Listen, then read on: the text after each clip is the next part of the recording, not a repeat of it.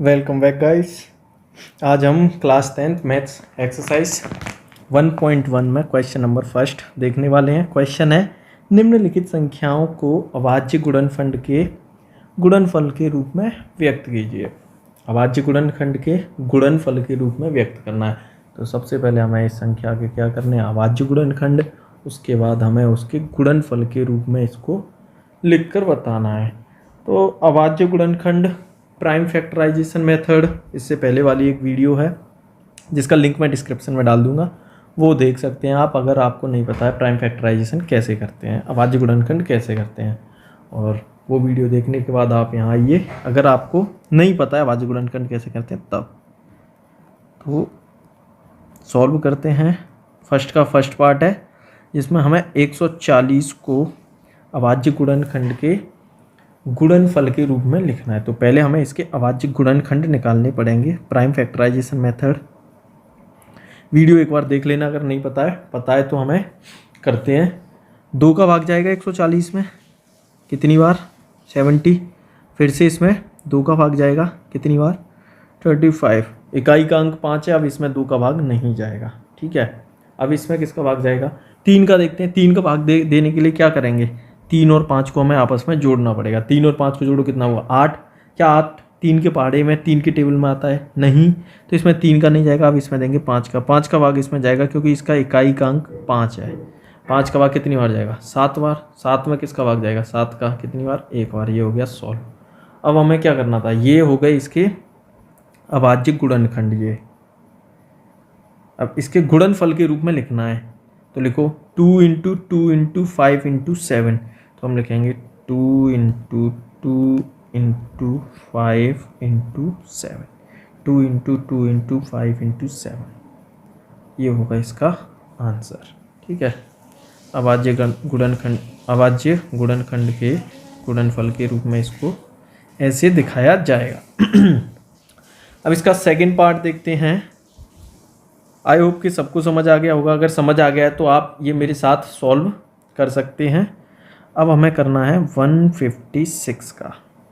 तो 156 फिर से वही प्राइम फैक्टराइजेशन मेथड जो हमने सीखा था। 156 इकाई का अंक इसमें 6 है तो इसमें 2 का पूरा भाग जाएगा। 2 का भाग 15 में देंगे 7 बार, 1 बचेगा, ये होगा 16, 8, ठीक है। अब फिर से इकाई अंक कितना है, 8, तो इसमें 2 का भाग फिर से जाएगा। 2 का भाग 7 में 3 बार, 6, और ये होगा 18, तो ये हो जाएगा 9। अब इकाई अंक कितना है, 9, तो इसमें 2 का भाग नहीं जाएगा। 3 का चेक करने के लिए हम क्या करेंगे, इन दोनों को आपस में जोड़ दो। 9 और 3 को आपस में हमें क्या करना पड़ेगा, जोड़ना पड़ेगा। 9 और 3 को जोड़ोगे 10, 11, 12। 12 तो 3 के पहाड़े में आता है तो इसमें 3 का भाग जाएगा, ठीक है। 3 का भाग देते हैं। 3 का भाग 1 बार, 3 का भाग 3 बार। 13 में 3 का भाग कितनी बार जाएगा, 1 बार, 1 बार। तो ये हो गया सॉल्व।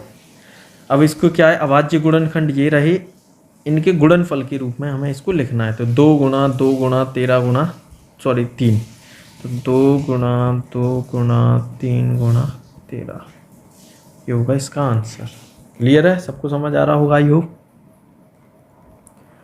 थर्ड देखते हैं। थर्ड क्या है,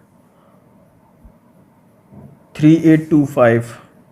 3825 इसको फिर से हमें अभाज्य गुणनखंड के गुणनफल के रूप में लिखना है। उसके लिए हम क्या करेंगे, 3825 के क्या करेंगे, अभाज्य गुणनखंड करेंगे 3825, ठीक है।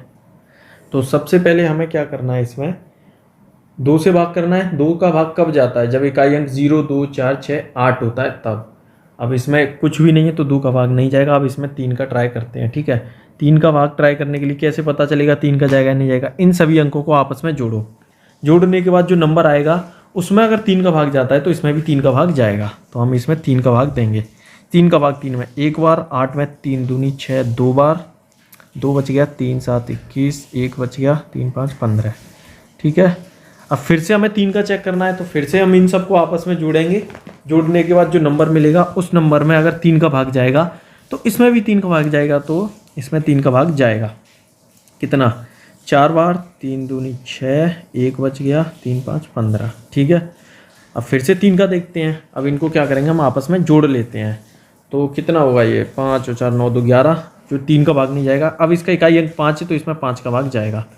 5 का अपन 40, 2 बचा 5 25, फिर से 5 का भाग जाएगा। 5 का भाग जाएगा, 5 एकम 5, 3 बचा 5 3 15, ठीक है, इतनी बार गया।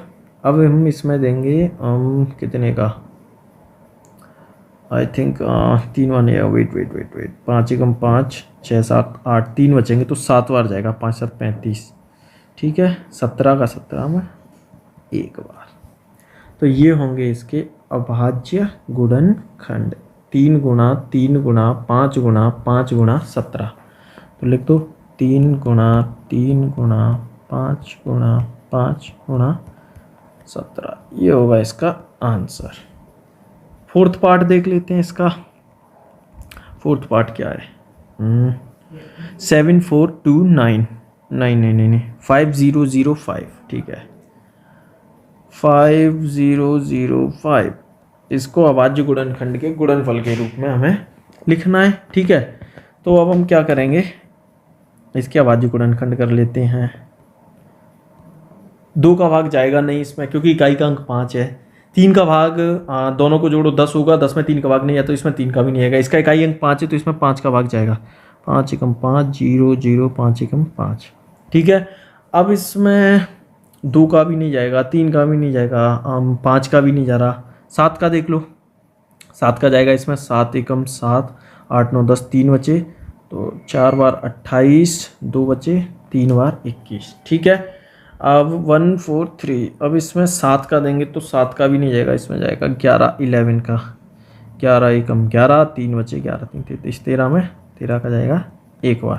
तो ये होंगे इसके गुणनखंड, 5 गुणा 7 गुणा 11 गुणा 13, तो 5 गुणा 7 गुणा 11 गुणा 13 13, ये होगा इसका आंसर। अब हम फिफ्थ को देखते हैं। फिफ्थ क्या है, फिफ्थ इज 7429, ओके 7429। इसके प्राइम फैक्टराइजेशन अभाज्य गुणनखंड आपको करने हैं। This is your homework.